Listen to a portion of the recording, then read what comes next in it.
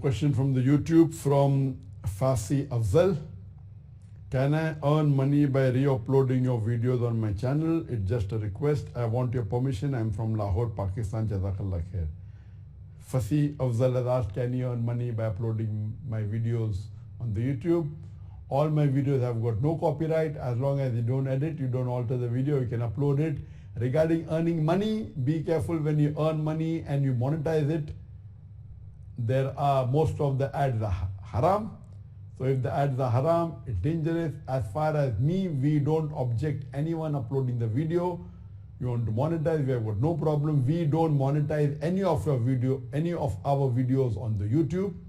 We don't have ads unless there may be certain soundtracks where someone may put a strike, and when they put a strike, then the ads start coming and the revenue goes to the person who put a strike.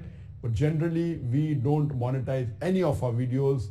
We don't want ads to come. We want the people to enjoy the video free. But if someone else wants to upload my video and monetize it, we have got no problem at all. But be careful that see to it that the haram ads don't come. If that is not haram, if it's halal ad, then there's no problem, but that is difficult to select only halal ads.